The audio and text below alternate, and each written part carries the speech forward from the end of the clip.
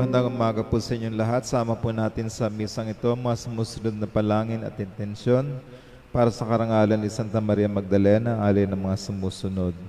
Bulda family,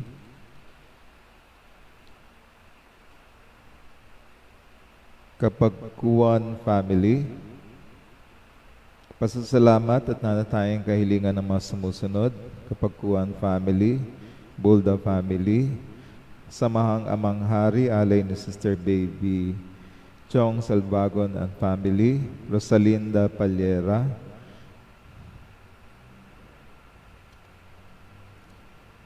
Ina Manak Velasquez family, Hamanilla family, Mila Del Mundo and family, Mark Twinkle, Jen Fempem Salvagon Diaz, Minda and family, Nena Aguinaldo and family, Graciano Reyes, Gabi Reyes III, Helky Balesteros, Rosalinda Siapo, manatanging kahilingan sa pagaling ni Gerald Ray Moneda, Seni Pobre at pamilya, Gigi Sanares. Para sa karawan ni Amor Pina Bagos, alay ng kapatid, Rose Ann Olais, alay ni tatay at nanay. Para sa kapayapaan ng kaluluwa ng mga sumusunod, Father Andy Manaog, Lucy Esteban, Teddy Bailen, Olais family, Danilo Toledo Sr., Nengneng, Erwin Rendel Santos, Anaklet Tabugon at Sebastian Miguel Sasis, Carmen Peregrino, Pepito at Senay Dabulda, Father Eliseo Peregrino at Carmen Peregrino, Consorcia Lodis Makimot, Petra Videnya Kapagkuan, Domingo Lagpao.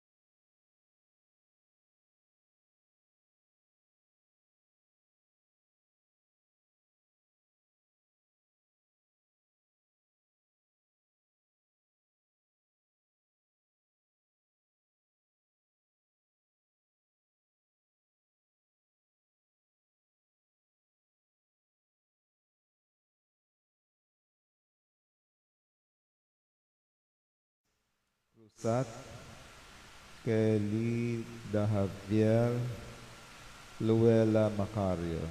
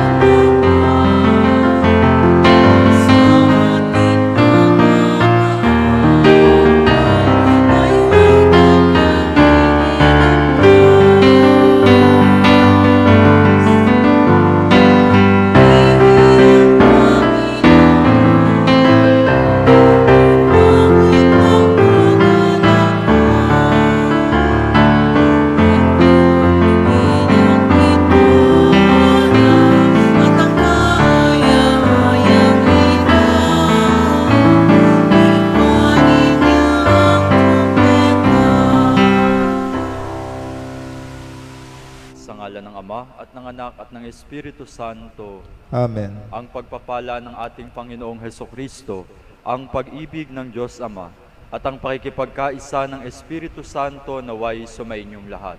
At sumayo rin. Iniaalay natin ang banal na misang ito para sa karangalan ni Santa Maria Magdalena.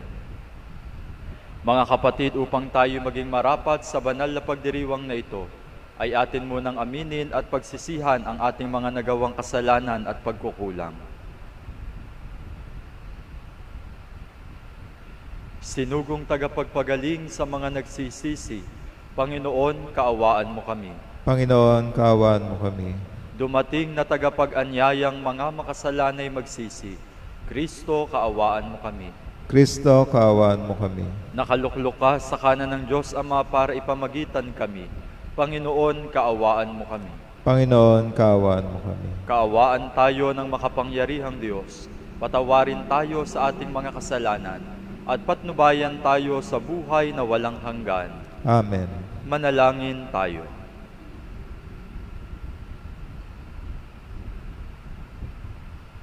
Ama naming makapangyarihan, kalugdan mo kami at pagbigyan na magkamit ng kaloob mong karagdagan upang sa maalab naming pananalig, pag-asa at pag-ibig, kami mamalaging tumatalima sa iyong kautusan. Sa pamamagitan ni Hesukristo, kasama ng Espiritu Santo, magpa sa walang hanggan. Amen.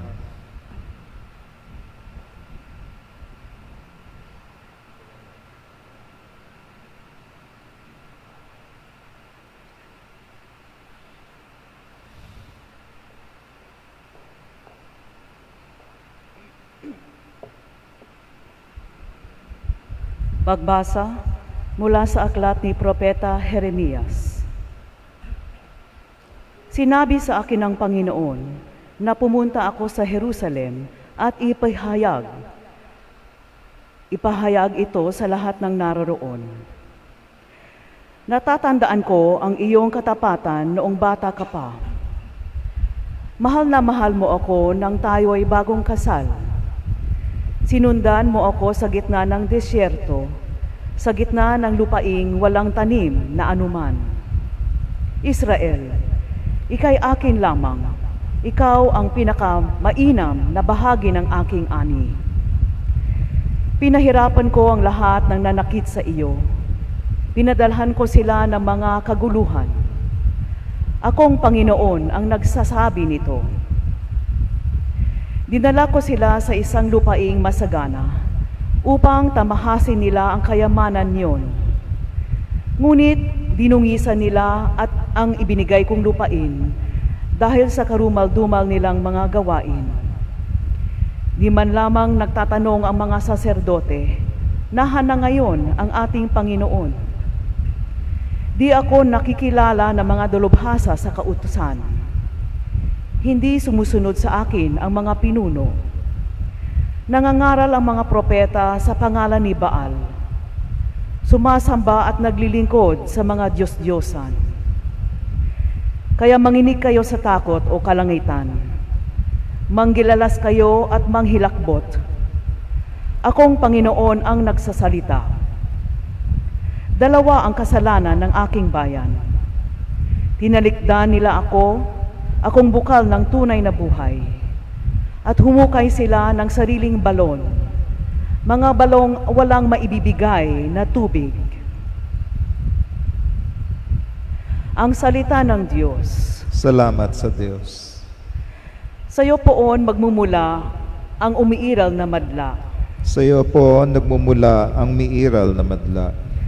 Ang wagas ng paibig mo, o poon, ay walang hanggan, at ang iyong pagtatapat ay abot sa kalangitan. Matuwid at matatag ka na tulad ng kabundukan. Ang matuwid na hatol mo'y sinlalim ng karagatan. Sa iyo po nagmumula ang miiral na madla. O Diyos, iyong pag-ibig mo'y mahalaga at matatag. Ang kalingay na darama sa lilim ng iyong pakpak.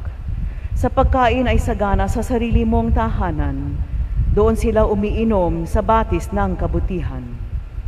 Sa iyo po nagmumula ang umiiral na madla. Sa iyo rin nagmumula iyong lahat na may buhay. Ang liwanag na taglay mo ay sa amin umaakay. Patuloy mong kalingain ang sa iyo'y umiibig. Patuloy mong pagpalain ang may buhay na matuwid. Sa iyo po nagmumula ang miiral na madla.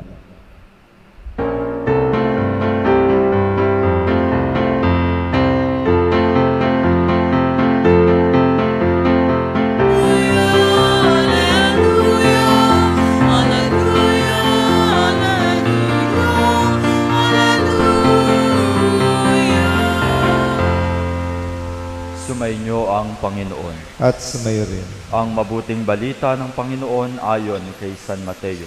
Papuri sa iyo, Panginoon. Noong panahong iyon, lumapit ang mga alagad at tinanong si Jesus, "Bakit po ninyo dinadaan sa talinghaga ang inyong pagsasalita sa kanila?" Sumagot siya, "Ipinagkaloob sa inyo na malaman ang mga lihim tungkol sa paghahari ng Diyos. Ngunit hindi ito ipinagkaloob sa kanila, sapagkat ang mayroon ay bibigyan pa at mananagana, ngunit ang wala, kahit ang kakaunting nasa kanya ay kukunin pa. Nagsasalita ako sa kanila sa pamamagitan ng talinghaga, sapagkat tumitingin sila, ngunit hindi nakakikita, at nakikinig, ngunit hindi nakaririnig ni nakauunawa. Natutupad nga sa kanila ang hula ni Isayas na nagsasabi, "Makinig man kayo ng makinig, hindi kayo makauunawa, at tumingin man kayo ng tumingin, hindi kayo makakikita. Sapagkat naging mapurol ang isip ng mga ito, mahirap makarinig ang kanilang mga tainga, at ipinikit nila ang kanilang mga mata, Kung di gayon, di sinsanay nakakita ang kanilang mga mata, nakarinig ang kanilang mga tainga, nakaunawa ang kanilang mga isip, at nagbalik loob sa akin, at pinagaling ko sila, sabi ng Panginoon. Mapalad kayo, sapagkat nakakikita ang inyong mga mata, at nakaririnig ang inyong mga tainga. Sinasabi ko sa inyo, maraming propeta at matutuwid na tao ang nagnasang makakita ng inyong nakikita, ngunit hindi ito nakita, at nakarinig sa inyong naririnig, ngunit hindi ito napakinggan. Ang mabuting balita ng Panginoon. Pinupuri ka namin, Panginoong Jesucristo. Ang katapatan ay isang napakahalagang value para sa mga Hudyo. Sa unang pagbasa, inilalarawan ang ugnayan ng Diyos at ng sambayanan ng Israel bilang mag-asawa. At alam naman natin na ang mag-asawa ay merong tipanan, katapatan sa bawat isa. Ngunit dahil sa pagiging hindi tapat ng bayang Israel, sa kabila ng katapatan ng Diyos, nagkakaroon ng problema sa ugnayang ito. Laging tumatalikod ang bayang Israel. Palaging hinahanap ang kanilang buhay, ang kanilang mga sarili sa mga nakikita sa mga paligid na bansa. At sila'y tumatalikod sa kanilang ugnayan sa Panginoon sa pamamagitan ng paglabag sa mga kautusan. At ganun din sa Ebanghelyo, ang panalangin papuri na Jesus sa Ama ay para doon sa mga taong nagbubukas ng kanilang sarili tulad ng isang bata. Katulad ng isang batang nagtitiwala sa kanyang minamahal. Katulad ng isang bagong kasal na nagtitiwala sa kanyang katipan, sa kanyang minamahal. Sana'y makita rin po natin na ang bahagi ng Diyos na nagbubunyag ng kanyang sarili ay magkakaroon ng kaganapan sa atin kung bubuksan din natin ang ating sarili sa pagtanggap nito. Malimit, kaya nga sinasabi, bakit patalinghaga? Sapagkat ayaw buksan ng mga tao ang kanilang isip upang makinig, upang magnilay sa sinasabi ng Panginoon. Kaya naman habang sila'y nakikinig, lalong hindi nila maintindihan. Alam po ninyo mga kapatid, ang ipinagdiwang nating kapistahan kahapon ay larawan ng kapag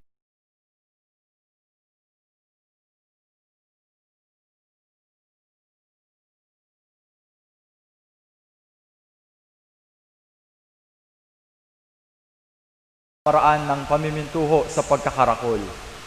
Pero itong nangyayaring ito sa ating buhay, pagdedebosyon, ay tunay na kalagayan ng ating buhay.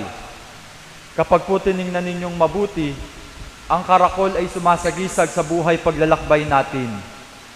Hindi lahat ay pare-pareho. May panahong maulan, may panahong mainit, may dadaanan kang lubak-lubak, may dadaanan kang mga dumi ng hayop, may dadaanan kang napakagandang kalsada, may dadaanan kang matrapik. Hindi pare-pareho ang sitwasyon.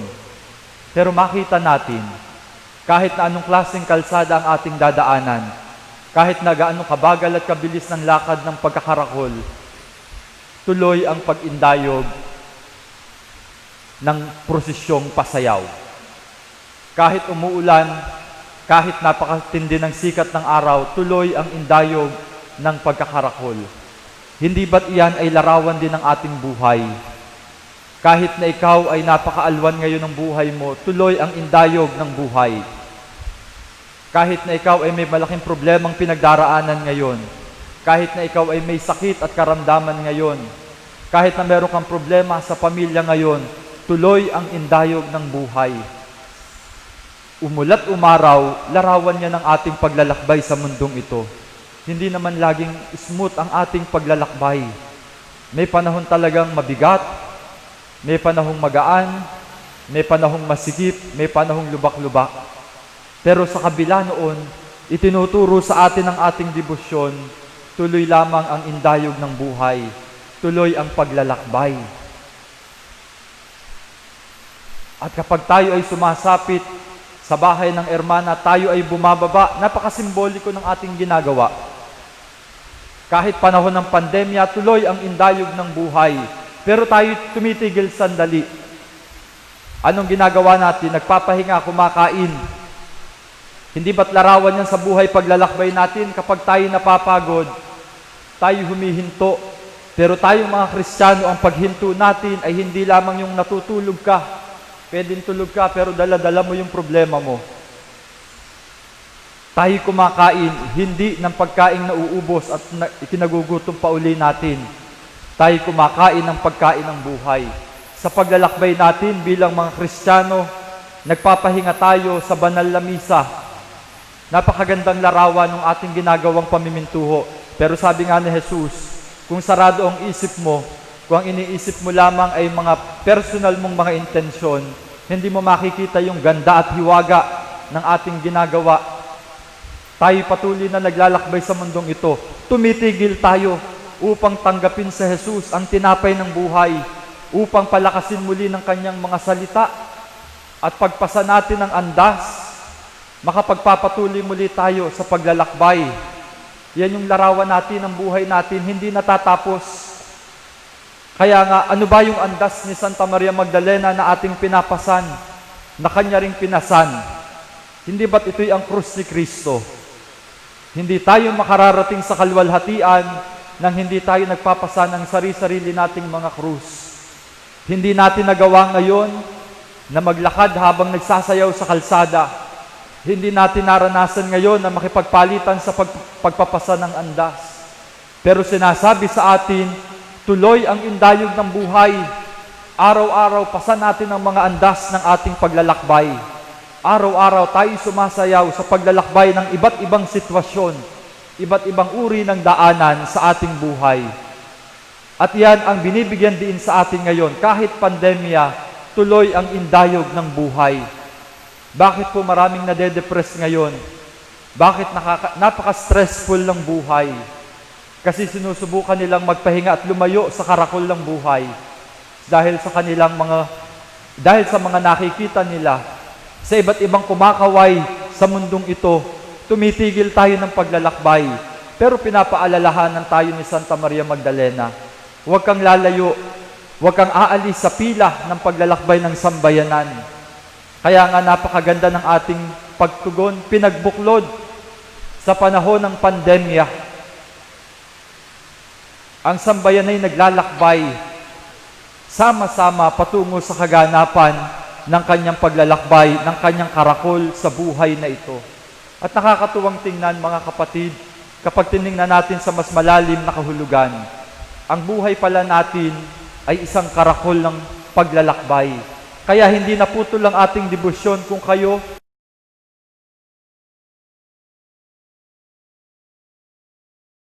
gabi. Bakit? Sapagkat mismong ang ating buhay ay isang buhay ng paglalakbay na umiindayog sa iba't ibang sitwasyon. May pasan-pasang andas ang kurusa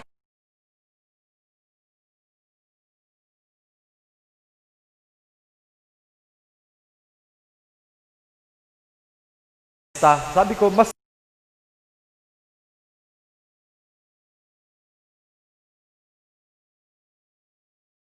nahihirati na doon sa ating nakasanayan, nalimutan na natin yung lalim ng ating ipinagdiriwang. At ngayong kapistahang ito, sa 376 na taong pagkakristyano ng ating sambayanan, binibigyan din sa atin. Magdiriwang na tayo ng 400 years sa darating na mga taon, pero mahalagang makita natin ang kahulugan ng paglalakbay na ito sa sitwasyon natin sa panahong ito. At nakakatuwa, kahit nasa gitna nitong pandemyang ito, lumalabas ang kayamanan ng sambayanan. At ano po yun? Nakita po ninyo ang ganda ng ating simbahan. Nakita po ninyo ang daloy ng ating mga pagdiriwang. Nakita ninyo ang pakikibahagi ng mga pari ng mga tagahawit galing sa iba't ibang parokya. Wari ba'y sinasabi sa atin, ang buhay ng simbahan nakikita sa pagtutulungan ng pamayanan. Sa Ebanghelyo po, sa banal na kasulatan po, 2 bagay ang itinangis ni Propeta Jeremias. Sa aklat ng panaghoy, 2 ang kanyang itinangis. Una, wala ng mga bata na naglalaro sa mga lansangan. Pangalawa, wala ng mga matatanda na tumatambay sa mga kalye at sa mga tabing daan upang ikwento ang kanilang mga karanasan sa Diyos. Ano po ang ibig sabihin noon?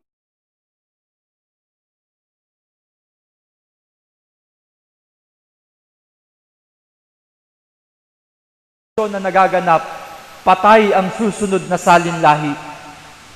Kaya hanggat merong bata, hanggat merong matanda sa banal na kasulatan, hindi pinababayaan ng Diyos ang kanyang sambayanan. At yan din ang nakikita natin sa ating parokya. May mga matatanda na patuloy na nagpapahayag ng kanilang karanasan kung papaano nila naranasan ang pagkilos ng Diyos bilang sambayanan sa kawit. Merong mga batang nakikinig upang ipagpatuloy ang isinasaling karanasan mula sa mga pagkilos na ito ng Diyos sa sambayanan at sa kanilang pagkamulat sa debosyon kay Santa Maria Magdalena. At kapag iyon ang nakita nating larawan ng sambayanan, ibig sabihin, hindi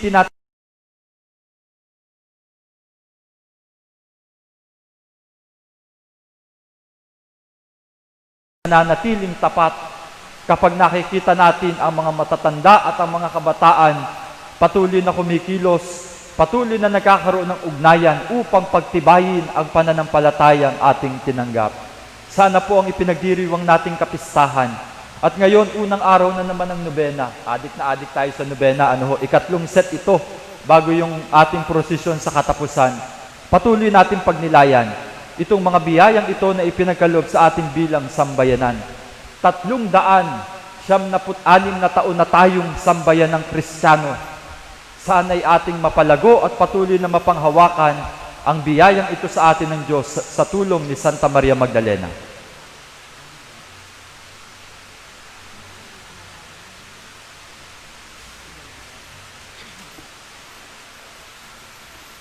Mga kapatid, idulog natin sa Diyos ang mga kahilingan natin bilang sambayanan. Sa bawat kahilingan ng atin pong itutugon, Panginoon, dinggin mo ang aming panalangin. Panginoon, dinggin mo ang aming panalangin. Ang simbahan sa mundo, naway maging katulad ng mayamang lupa na nagbubunga ng tig-100 ani. Manalangin tayo sa Panginoon. Panginoon, dinggin mo ang aming panalangin. Ang mga pinuno ng mga bansa, naway mamuno sa pamaraang kalugod-lugod sa Diyos at sa sambayanan. Manalangin tayo sa Panginoon. Panginoon, dinggin mo ang aming panalangin. Ang mga hindi napapansing ambisyon at pagkamakasarili, naway hindi maging hadlang sa pagdaloy ng salita ng Diyos sa ating buhay. Manalangin tayo sa Panginoon. Panginoon, dinggin mo ang aming panalangin. Ang mga may sakit, naway makadama ng kapangyarihang nagpapagaling ni Kristo. Manalangin tayo sa Panginoon. Panginoon, dinggin mo ang aming panalangin. Ang mga namayapa, naway masihan sa liwanag, kaligayahan at kapayapaan sa kalangitan, at mapalakas ng salita ng Diyos ang mga nabibigatan sa pagkamalumbay. Manalangin tayo sa Panginoon. Panginoon, dinggin mo ang aming panalangin. Mga kapatid, sa sandaling katahimikan ay idulog natin sa Diyos ang iba pa natin mga kahilingan.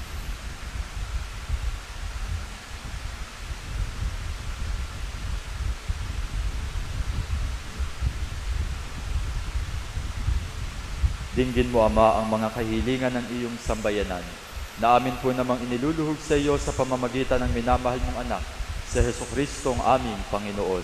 Amen.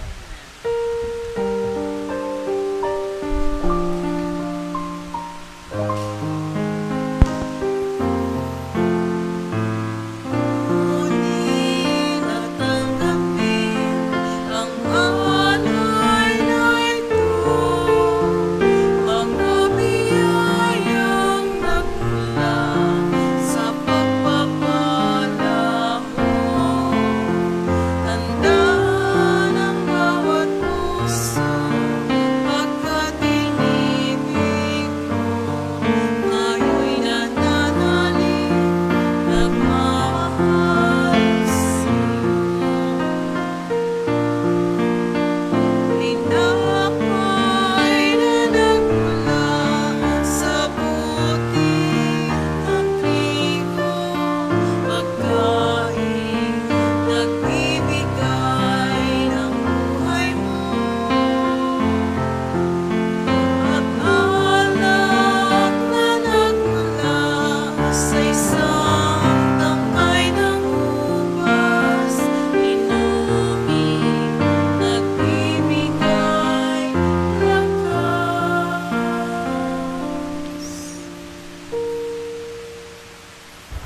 Manalangin kayo mga kapatid upang ang paghahain natin ay kalugdan ng Diyos amang makapangyarihan. Tanggapin nawa ng Panginoon itong paghahain sa iyong mga kamay, sa kapurihan niya at karangalan, sa ating kapakinabangan at sa buong sambayanan niyang banal. Ama naming lumikha, lahat ng iyong mga paghahaing ipinag-utos noong araw ay iyong pinagtibay sa isang haing hantungan ng tanan.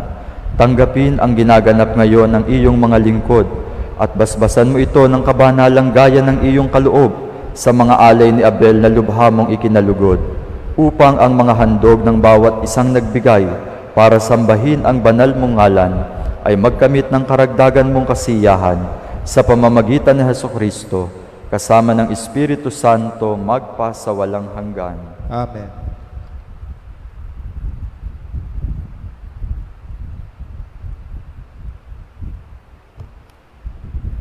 Sumainyo ang Panginoon. At sumayo rin. Itaas sa Diyos ang inyong puso at diwa. Itinaasa namin sa Panginoon. Pasalamatan natin ang Panginoong ating Diyos. Marapat na siya ay pasalamatan. Ama naming makapangyarihan, tunay ngang marapat na ikaw ay aming pasalamatan. Pinagbibigyan mong ito'y aming maihayag, kahit na ito'y walang anumang maidaragdag sa kadakilaang sa iyo ay likas. Sa pagpupuri nami ang nakikinabang, ay kami ring iyong pinakikiharapan sa pamamagitan ng iyong anak na minamahal. Kaya kaisa ng mga anghel na nagsisiawit ng papuri sa iyo ng walang humpay sa kalangitan, kami nagbubunyi sa iyong kadakilaan.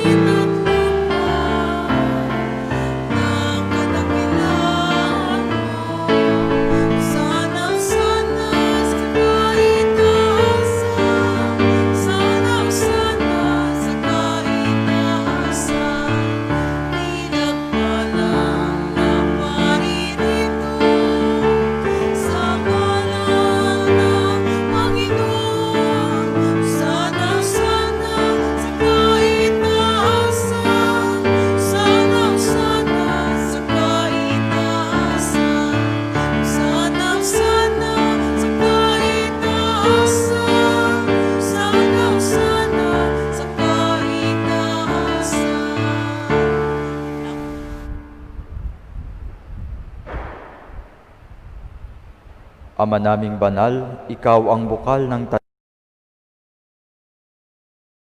Espiritu. Gawin mong banal ang kaloob na ito upang para sa amin maging ng aming Panginoong Hesukristo. Bago niya pinagtiis ang kusang loob na maging handog, hinawakan niya ang tinapay, pinasalamatan kanya, pinaghati-hati, iniabot sa kanyang mga alagad at sinabi, "Tanggapin ninyong lahat ito at kanin. Ito ang aking katawan na ihahandog para sa inyo."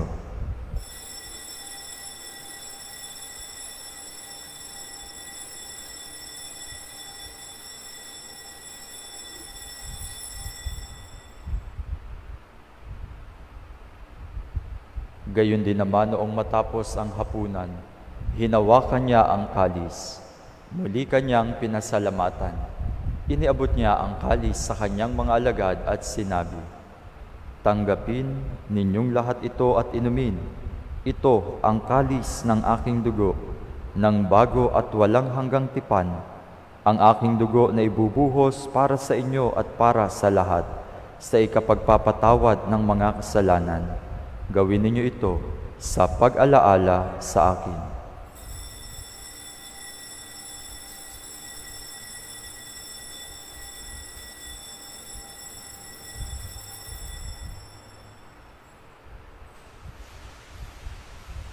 Ipagbunyi natin ang misteryo ng pananampalataya.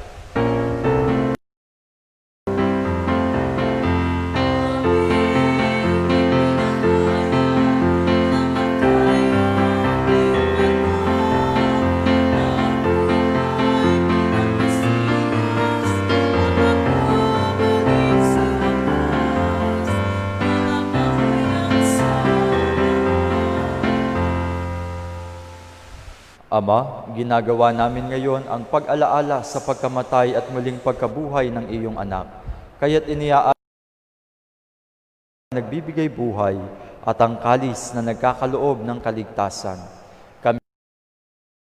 Dahil kami minarapat mong tumayo sa harap mo para maglingkod sa iyo, isinasamo namin kaming magsasalo-salo sa katawan at dugo ni Kristo ay mabuklod sa pagkakaisa sa pamamagitan ng Espiritu Santo. Ama, lingapin mo po ang iyong simbahang laganap sa buong daigdig. Puspusin mo kami sa pag-ibig, kaysa ni Francisco na aming Papa at ni Reynaldo na aming Obispo at ng Tanang Kaparian. Alalahanin mo rin ang mga kapatid naming nahimlay nang may pag-asang sila'y muling mabubuhay, gayon din ang lahat ng mga pumanaw. Kaawaan mo sila at patuloyin sa iyong kaliwanagan. Kaawaan mo't pagindapatin kaming lahat na makasalo sa iyong buhay na walang wakas, kaysa ng mahal na Birheng Maria na ina ng Diyos at ng kabiyak ng puso niyang si San Jose, kaysa ng mga apostol at ng lahat ng mga banal na namuhay dito sa daigdig ng kalugod-lugod sa iyo, maipagdiwang nawa namin ang pagpupuri sa ikararangal mo sa pamamagitan ng iyong anak na aming Panginoong Hesukristo. Sa pamamagitan ni Kristo, kasama niya at sa Kanya, ang lahat ng parangal at papuri ay sa iyo, Diyos Amang makapangyarihan, kasama ng Espiritu Santo, magpa sa walang hanggan.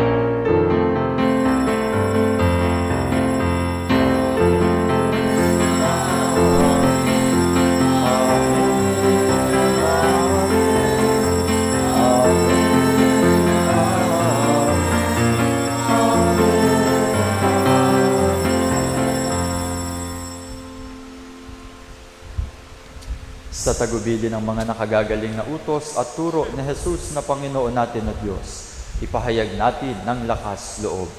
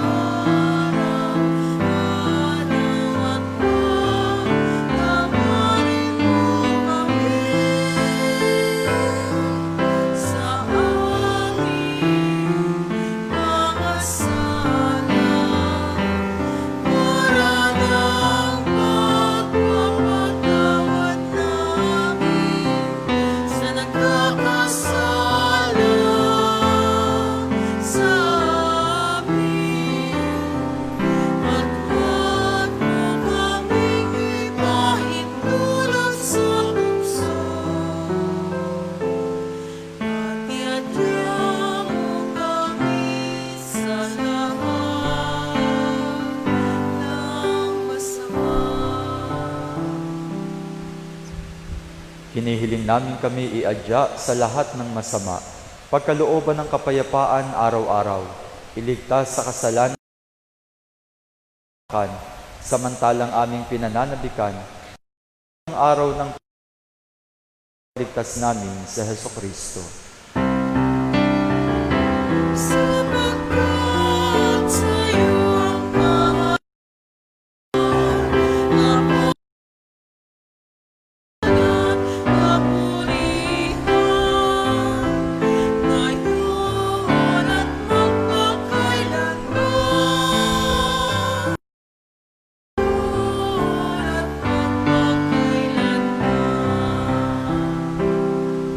Panginoong Hesukristo, sinabi mo sa iyong mga apostol, Kapayapaan ang iniiwan ko sa inyo.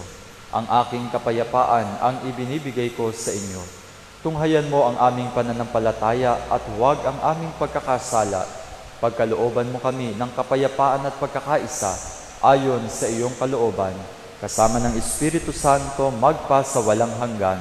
Amen. Ang kapayapaan ng Panginoon ay laging sumainyo. At sumayo rin. Magbigayan kayo ng kapayapaan sa bawat isa.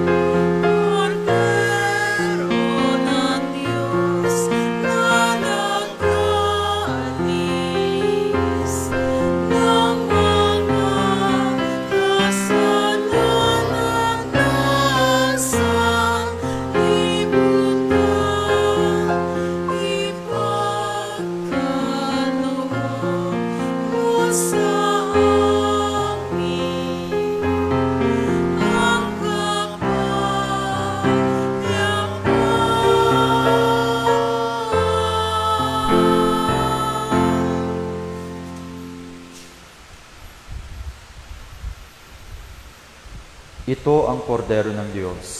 Ito ang nag-aalis ng mga kasalanan ng mapalad ang mga inaanyayahan sa kanyang piging. Panginoon, hindi ako karapat-dapat na magpatuloy sa iyo. Ngunit sa isang salita mo lamang, ay gagaling ako.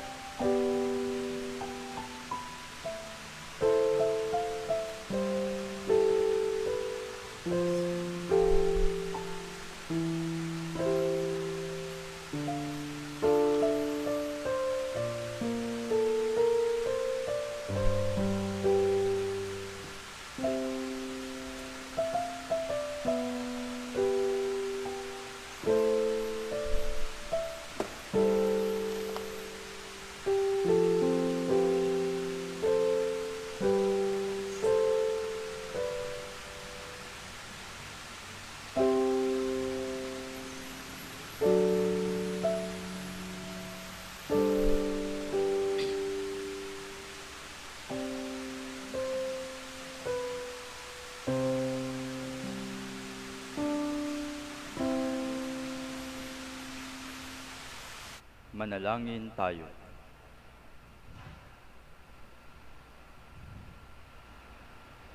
Ama naming mapagmahal, manatili kang kapiling ng iyong sambayanan, na ngayon pinapakinabang mo sa iyong sariling buhay, at gawin mong kami pasulong na makahakbang mula sa dati naming pagkamakasalanan, patungo sa pagbabagong nagdudulot ng iyong kabutihan, sa pamamagitan ni Hesukristo, kasama ng Espiritu Santo, magpa sa walang hanggan. Amen. Ngayon pararangalan natin ang ating patrona.